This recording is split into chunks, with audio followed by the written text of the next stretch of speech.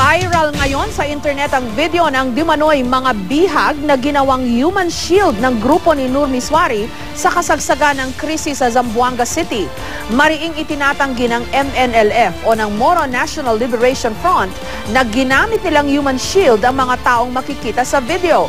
Gayunman ayon sa PNP o ang Philippine National Police, gagamitin nilang ebidensya ang video.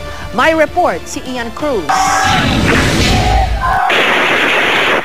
Kumakalat at pinag-uusapan ngayon sa internet at social media ang videong ito nakuha umano nung nakaraang Zamboanga crisis. Sa gitna ng putukan, makikita nakapila ang mga pinaniniwalaang bihag ng MNLF Miswari faction. Ang ilan sa kanila nagwawagayway ng puting watawat. Pero malingaw ang sunod-sunod na putok, kaya mga tao kanya-kanyang dapa. Dito lang kayo. Huwag kayong umalis. Ay narinig na tinig na nagsasabing huwag umalis sa mga tao sa kanilang kinaroroonan. Pero sa tindi ng mga narinig na putok, halos lahat sa kanila gumapang para makapagpuli, kabilang ang ilang bata.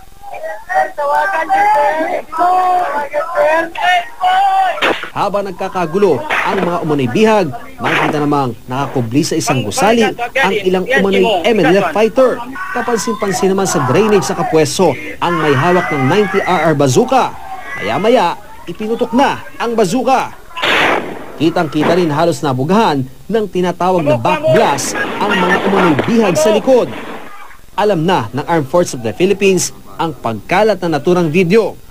Base sa kanilang intelligence report, maaaring September 13 daw nakuna ng video at nangyari sa Lucia Street sa tapat ng KGK building malapit sa isang moske sa Barangay Santa Catalina. Nakikita mo sa video sila ay nakatago sa KGK building, nakatago sa moske.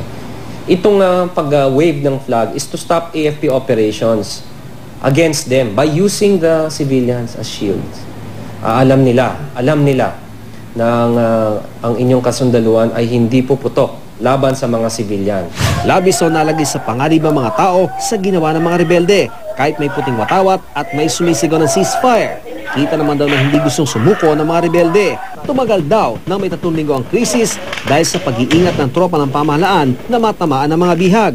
Ayon sa AFP, ang pinakamahusay na tropa ng pamahalaan ang nakadeploy sa lugar. Karamihan, naka-M4 rifle na may optics, kaya precise ang tira. September 17, nailigtas lahat ang mga bihag sa KGK building. Sa kabuuan, 12 sibilyang namatay sa krisis kung saan 195 ang na-rescue, 20 sundalo at 5 pulis ang nasawi. Habang nasa 208 na rebelde ang napatay at 295 ang na-aresto o sumuko. Hindi pa natutuntuan sa ngayon kung sino ang kumuha ng video at nag-upload nito sa internet. Nakausap ng GMA News sa telepono ang tagapagsalita ng MNLF. Hindi pa rin niya napapanood ng video, pero tiyak daw niyang hindi gawa ng isang MNLF fighter ng video dahil kahit sa ang laban, wala silang video. Lalong hindi raw gagawing human shield ng MNLF Miswari faction ang mga bihag nila, lalo na mga babae at bata. To me, it does not make any sense na magdala ka ng hostage, lalabas ka doon, and 6,000 sundalo ang nandun, datnan mo. That is insanity. Ipinanood din namin sa PNP ang video at anya, pwedeng magamit ng video sa investigasyon sa Zamboanga crisis. Revealing, and if it is legit, sana po pag-aralan o masusing pag-aralan ng mga prosecutors at investigators. At ang PNP na tumutulong din sa investigasyon ay sana would look into this, and as well as the DOJ, sana makita nila nito. Sabi naman ng Department of Justice, importante natin suriin ng husto yung video na yan.